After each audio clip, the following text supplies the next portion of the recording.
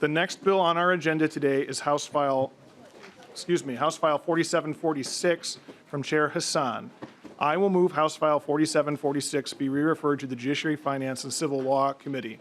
Members, this bill is before us because of Section 1 of the bill, which relates to insurance. Our discussion today will be limited to Section 1 of the bill, which relates to insurance. I am instructing all members and everybody in the room that that's what we're going to talk about today, are the insurance portions of the bill. And particularly for members who are members of the public who are coming to testify today, your comments must relate to the insurance portion of the bill. We don't have time and we don't have jurisdiction to go into the other portions today. This bill is going to multiple other committee stops. Next, as you heard me say, the Judiciary Committee, but there are many after that, so you will have the opportunity to discuss those other issues in those other committees. I know there's other stakeholder groups working on this, and I know Chair Hassan is working very hard on it. So you will have the opportunity to discuss those issues, but today we are only talking about the insurance provisions. Representative Hassan, I see you have the A1 amendment. I will move the A1 amendment. I assume this gets the bill in the shape you'd like the committee to consider it. Yes, Mr. Chair. Any discussion to the A1? Representative O'Driscoll. If we just do some background, you save some time as to what the A1 does. Sure. And I think that's fine, because this is the A1 is all of Section 1, which is the section on insurance. So why don't we do this? Representative Hassan, you can introduce your bill, and then we will vote on the A1 at that time. Thank you, Mr. Chair and members of the committee. House File 4746 is the TNC bill, or Uber and Lyft bill. It's regulating the transportation network companies and providing fair pay and safe workplace for drivers. This bill has been introduced. This is the second time we're introducing. It was introduced last year, and it made it to the finish line, and it was vetoed by the governor, and we're coming back after working all summer with all stakeholders. There were, folks who spent many months in their summer in a task force created by the governor, appointed by the governor, and leader Long was part of that task force. And this bill that's coming to you today is merely the recommendations from the task force. And we can talk about the insurance provisions, but I will have, our research, House research, to just do a walkthrough of what the changes are on the amendment. Ms. Pompu, if you could briefly describe the A1 amendment. Surely. Chair and members, this is a new Section 1 added to the House file. This provision deals with auto insurance, and it adds a new type of insurance, a blanket accident and sickness policy that will cover drivers in situations where the auto insurance currently required under statute is not activated. In situations where there's a personal injury, but the driver is not involved in an automobile accident that would otherwise trigger coverage. New definitions are provided. These are definitions of benefits that are provided under the blanket accident and sickness policy. These are cross-references to current benefits provided under auto insurance, such as medical expense benefits, disability and income loss benefits, replacement service, survivor, economic, funeral, survivor replacement service loss benefits.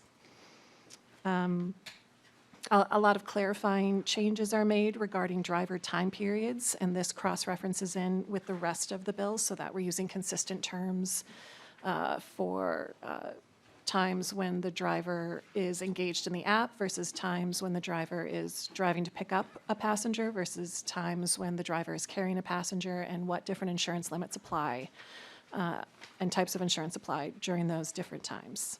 I'm happy to answer any other questions about the amendment. All right. Any further discussion to the A1? Seeing no discussion, all those in favor say aye. Aye. Opposed? Motion prevails, and the A1 is adopted.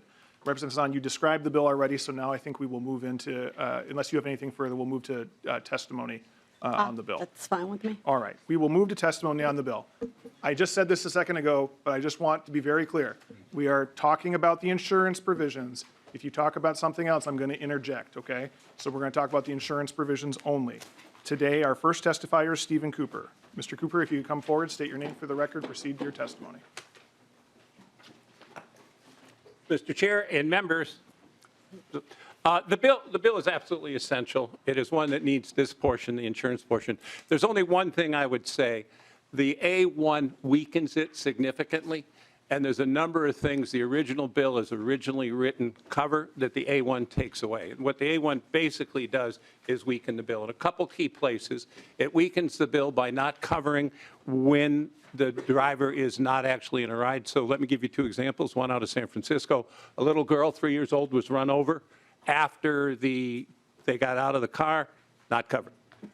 Some of our clients have been shot and mugged after the ride was over, not covered. But having said that, I don't want to hesitate at all from this bill should pass. And for those who have any, I don't mean this bill, this part of the bill should pass. And for any of those who have any reluctance, let me assure you that this is the minimum that is absolutely essential to protect these drivers. So that would be my comments. All right, thank you, Mr. Cooper. Thank you. Next, we have Eid Ali. You just state your name for the record, proceed to your testimony. Welcome to the committee. Thank you, Mr. Chair, and members of the committee. My name is Eid Ali. I'm the president of Minnesota Uber and Lyft Drivers Association. I have been out here for the last 2 years advocating for the drivers and their well-being. And this specific part of this bill is one that is so dear to me because of I have been seeing so many drivers who were hurt during their work. So I was also member of the task force, and I believe that some of the stuff that we have today in front of you are the recommendations that we made, and I fully support. And again, I will just request from you to just kind of vote for this bill. Thank you so much. Thank you. Next, we have Shoaib Mohammed. Come forward, state your name for the record, proceed to your testimony. Welcome to the committee. Thank you. My name is Shoaib Mohammed. I'm from Minnesota Rideshare Drivers Association, and I'm the president of the organization. Actually, all Americans, we are under insurance, so there's no business that's run without insurance. We have a lot of incidents that happen while we are in driving for Uber and Lyft or TNC companies. So we are really requesting full insurance over $1 million. Insurance, or sometimes over $2 million for liability insurance, so that the driver have at least covered his vehicle, his life, and then, for example, if there's any other incident happen, should be covered. And also, we need the drivers are independent. They are not employee for TNC. We need at least concrete assurance so that the drivers being not an employee of the organization. They are all independent, and they must have general liability insurance to cover their incident if it happens. Thank you. Thank you. Chair Hassan, did you have one more person? There's one more testifier. One more person. We'll be brief. Yep. Sir, if you just want to come down and then state your name for the record and proceed to your testimony, welcome to the committee.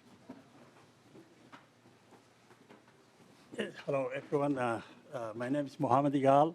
I'm from Mulda Members Organization, Drivers Advocate Group, and I'm here to support the bill that Representative Hodan and her co-authors brought up. I think it's a good bill, and one thing that I want to talk a little bit is about the insurance. I drive myself, and I pay like $1,400 a year, $2,400 a year for myself outside insurance, and Uber still is collecting another insurance. And if something happens to my car, I have to pay $2,500 deductible. So that's too much for the driver. So paying external insurance, Uber collecting also another $2,500, and then when something happens, you have to pay $2,500 deductible. That's too much. One thing that I would like also to talk about is the, the independence, independent contractor thing. I think that's a very tough issue nowadays to define what the status of the driver, because that's something the labor, U.S. Labor Commission has to define. So it's very tough, but one thing I know is our flexibility. We're not fully employees. We're just workers. I don't know what rights we're going to get from that, but we're not completely employees of Uber and Lyft. And that's all I like to add. Thank you. All right, thank you. That concludes testimony on the bill. We'll move to member discussion and questions to the bill. Discussion to the bill. Representative O'Driscoll. Well, thank you, Mr. Chair. Well, happy to see that we've got the insurance issue resolved here today, which is within the jurisdiction of the committee. And Chair Hassan, I hate to bring this up, but you still hold the record of the only veto that the governor's done since he's been in office. It's a badge of honor. And I know that the bill still needs some work, and we may get to a point where I can support it, but again, today I'm recommending a no vote on it. And I wish you well as you continue to work on this. And I know that it's something that's been near and dear to your heart because you have not let up on it. So I wish you well and that we can get something that we can get some good bipartisan support on. But today I'm going to recommend my members with a no vote. All right, with that, I'll give Chair Hassan a chance for closing comments. Thank you, Mr. Chair and members, for this wonderful discussion. I just want to highlight that these drivers that are here today, I want to thank them for their relentless efforts. This has been an ongoing battle, taking time off from their work, which requires them to be in their cars waiting for an app to tell them, go pick up somebody, but they're sitting here, and they have done that all year last year. I want to thank them for their efforts. I also want to thank all the, community groups, advocates, commissioners, people who have worked on this bill during summer to bring us something that we are 90% in agreement with. You can't make everybody happy, but if you make majority of the people happy, then you should proceed. I also want to note that these are not, people who are driving this as a part-time gig. These are people who are working over 50, 60 hours a week to support their families. So with that said, this bill has many stops, like the chair said, and I am open to working with stakeholders to make sure that we have a bill that doesn't get vetoed. But I ask for your support. Well, thank you, Chair Hassan, for bringing the bill, and thank you for your really tireless work on this bill. I know you've been working incredibly hard on it.